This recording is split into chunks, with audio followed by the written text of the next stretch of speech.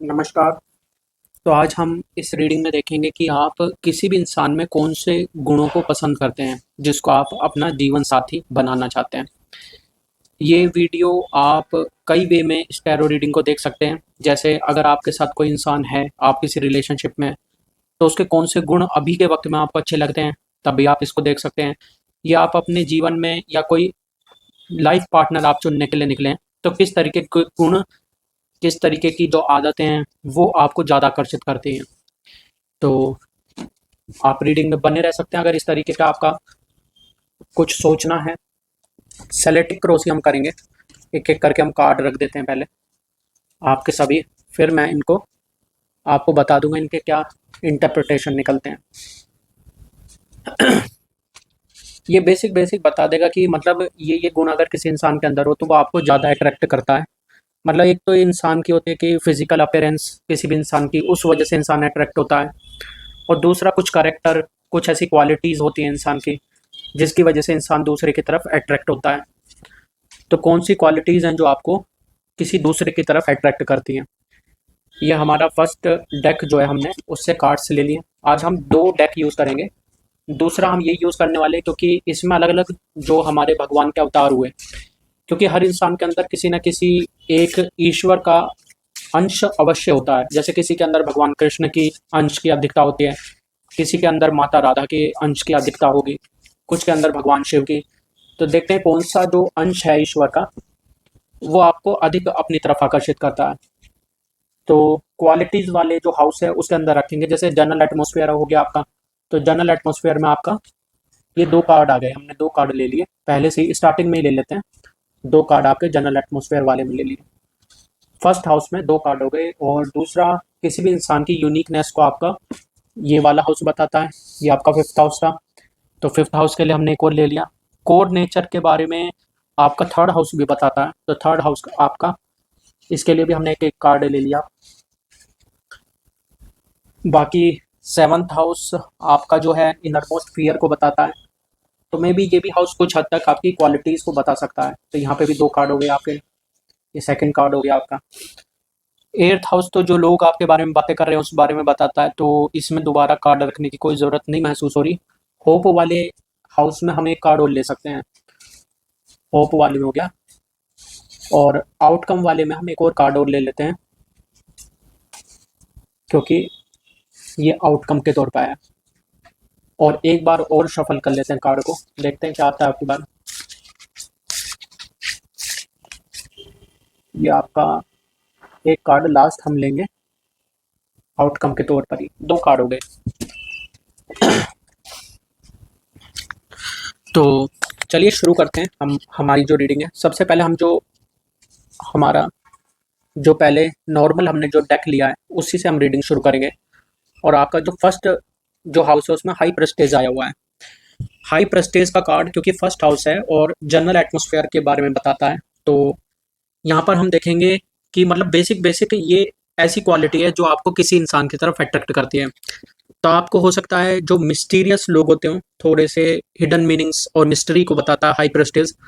तो मतलब जो लोग जल्दी से अपने आप को व्यक्त नहीं करते, खुलते नहीं, ओपन नहीं होते हर किसी के सामने, ऐसे लोग आपको ज़्यादातर अट्रैक्ट करते हैं। ये हाई प्रेस्टेज का कार्ड बता रहा है। मतलब कि आपको ऐसी, जैसे अगर आप किसी गर्लफ्रेंड के लिए देख रहे हैं, तो ऐसी लड़कियां आपको पसंद हो सकती हैं जो जल्दी से मतलब अपने बारे में रिवील करना नहीं शुरू करती, बहुत ज़्यादा बातों में मतलब ओपन नहीं होती। या ऐसे लड़के जो बहुत जल्दी से मतलब सब कुछ बता देते हैं। कुछ लोग होते हैं जिनको मतलब साधारण भाषा में हम मोफट बोलते हैं, मतलब सब कुछ बताना ही शुरू कर दिया, सारे घर के ये भी बता दिया, घर में कितने पंखे लग रहे हैं, कितनी ट्यूबलाइट फ्यूज़ है। तो इतना सब कुछ नहीं बोलते, थोड़ा बचा के रखते हैं अपने राज। तो ऐसे लोग आपको पसंद हो सकते हैं। सेकंड कार्ड इसी हाउस में हमने जो भगवान वाला लिया था उसमें कल्कि का कार्ड है।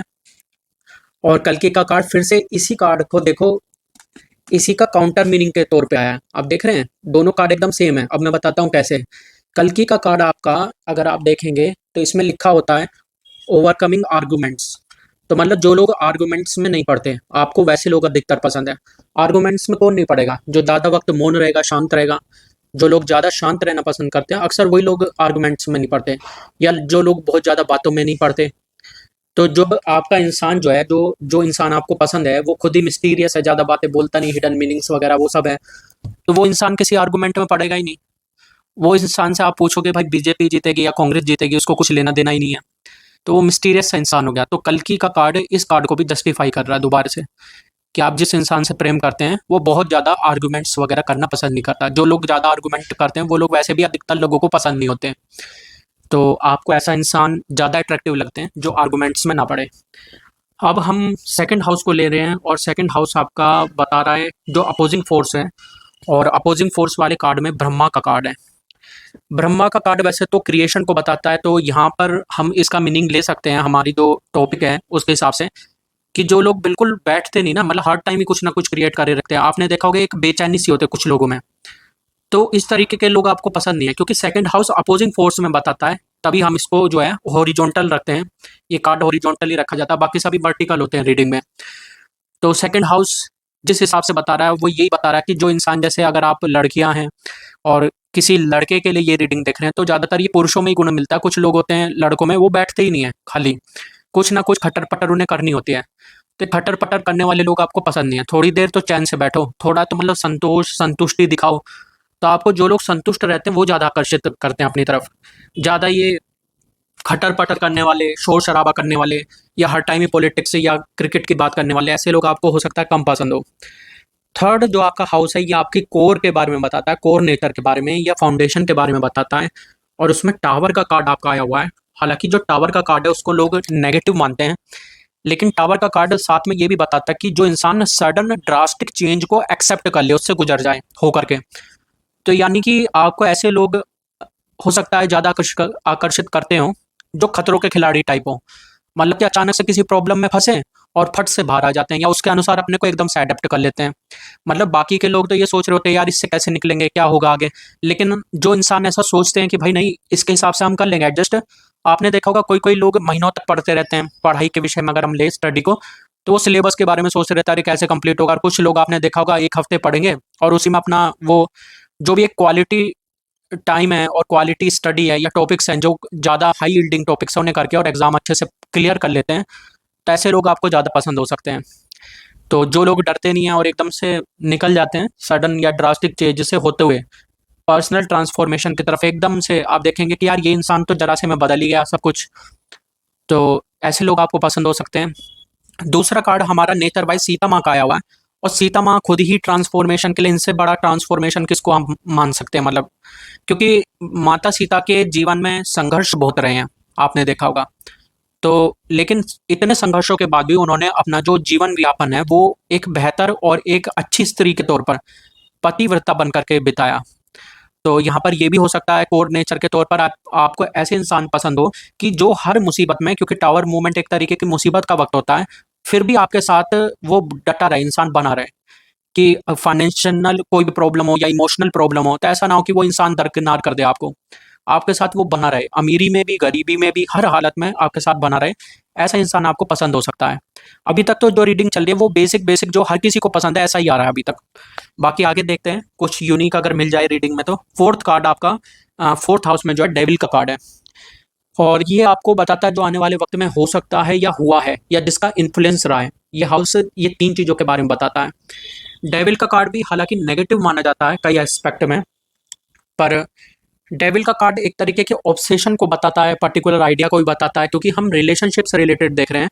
तो मे बी जो इंसान, आप ऐसे इंसान को चाहते हो जो बेशक थोड़ी आसुरी प्रवृत्ति का हो, लेकिन वो इंसान आपके प्रति बस आसक्त हो, आप ऐसा इंसान चाहते हैं।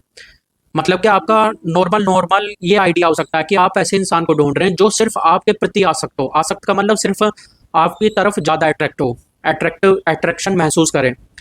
तो ऐसे इंसान की हो सकता है आपको तलाश हो, क्योंकि डेविल का कई मीनिंग है, लेकिन उससे सबसे अच्छा जो मीनिंग है वो ऑब्सेशन वाला जो इसका मीनिंग है वो बैठता है यहाँ पर।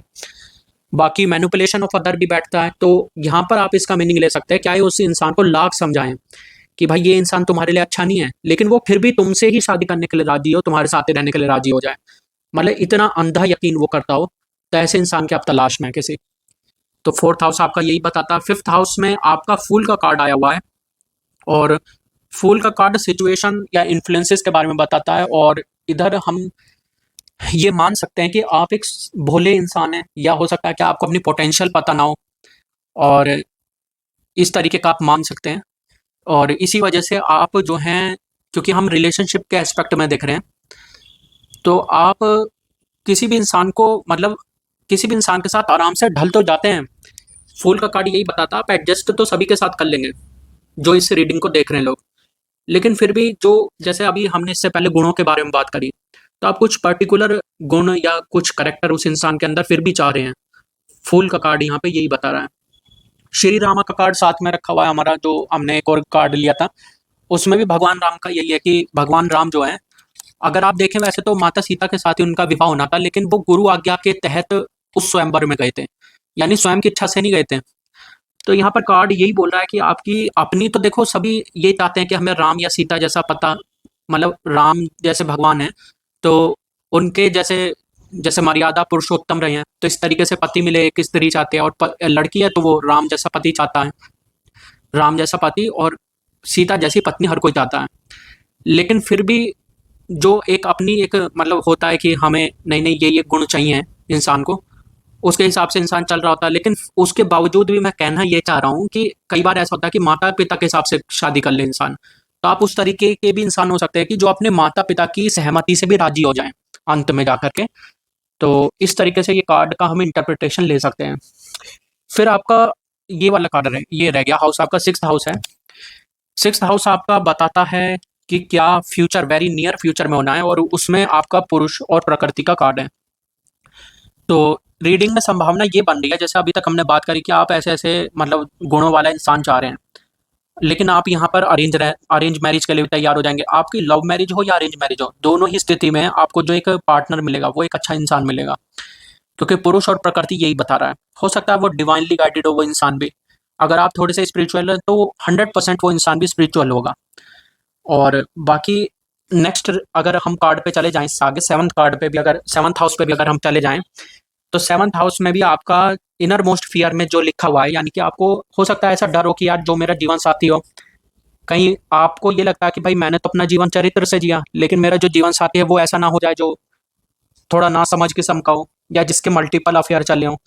तो सेवंथ हाउस आपको बता रहा है कि इसमें आपको जस्टिस मिलेगा, यानी कि अगर आपने ईमानदारी से अपना जीवन जिया, आपने बिना वजह के व्यभिचार नहीं करा, यानी अपनी मर्यादाओं का सम्मान करा है, तो आपको भी कोई ऐसा ही जीवन साथी मिलेगा जो आपकी तरह ही मर्यादाओं का सम्मान करता हो।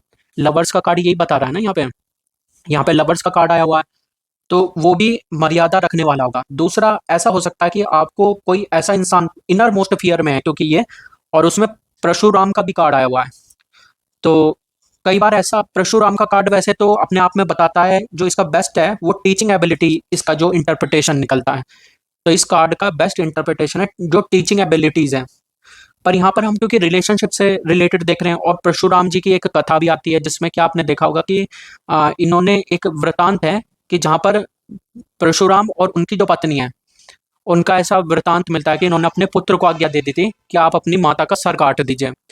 किसी वहम के अंतर्गत वो कथा हुई थी, तो उसको पूरी को हम नहीं ले रहे, नहीं तो रीडिंग से भटक जाएंगे। लेकिन कुल मिलाकर के यही है कि आपको हो सकता है कि ऐसा भी डर हो कि यार वो बहुत ज़्यादा डोमिनेटिंग ना हो इंसान, क्योंकि परशुराम का कार्ड वैसे तो टीचिंग एबिलिटी को बताता है, लेकिन डोमिनेंस को भी बताता है थोड़ी सी।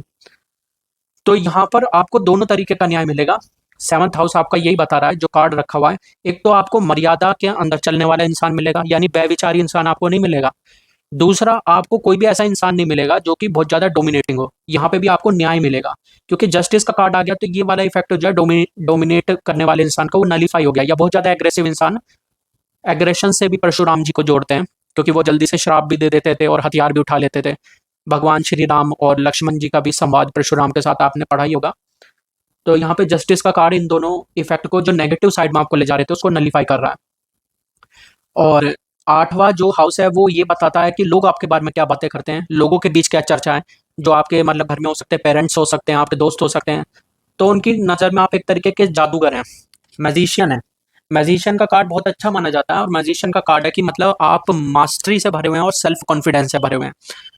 तो मे भी हो सकता है कि आप इस तरीके की मेहनत कर लेते हो कि आप किसी को भी पाल लेते होंगे, आप जिसको पाना चाहे आप उसको पालेंगे, इस तरीके का लोग बातें करते हैं। फिर यहाँ पर क्योंकि हम दूसरी साइड से बातें कर रहे थे, अभी तक जो रीडिंग स्टार्ट हुई थी वो हमने कहा था कि किस तरीके के गुण वाला इंसान आपको पसंद आते हैं। तो ये कार्ड आपको एट्थ हाउस जो है वो दोनों साइड को यहाँ पर बता रहा है कि आपको लोग भी ऐसे ही पसंद है जिनमें सेल्फ मास्टरी, मतलब जिनमें किसी तरीके की मास्टरी उन्होंने की हो, दक्षता हासिल की हो, वो अपने फील्ड में अच्छे हों, और वो सेल्फ कॉन्फिडेंस है, आत्मविश्वास से भरे हुए लोग होने चाहिए। ऐसे लोग आपको पसंद आते हैं, एट्थ हाउस ये बता रहा है। तो ये लोग भी आपको आकर्षित करते हैं जो इन गुणों से भरे होते हैं। अब आपका आता है नाइन्थ हाउस। नाइन्थ हाउस जो है इसमें हमारे पास फिर से हमने दो कार्ड लिए थे, और नाइन्थ हाउस क्योंकि होप के बारे में बताता है, और द स्टार का कार्ड है और कृष्णा का कार्ड है। ये दो कार्ड हमारे पास निकल के आए हैं अभी तक। तो द स्टार का कार्ड फिर से हम इसको उसी नज़र से देखेंगे तो माँ तारा का कार्ड है। वैसे तो तारा जो है देवी, अगर हिंदू धर्म के हिसाब से भी देखा जाए तो वो ऐसी देवी मानी गई हैं जो तार देती हैं, ठीक है। मतलब जो कि द स्टार का कार्ड, तारने वाली देवी को तारा माना गया है, जो मतलब इस जीवन काल से पार उतार देती हैं, ये इसका आध्यात्मिक मतलब होता है। वैसे द स्टार का कार्ड जो है अपने आप में अंडरस्टैंडिंग, होप, करेज या इंस्पिरेशन, इस तरीके की चीज़ों को बताता है।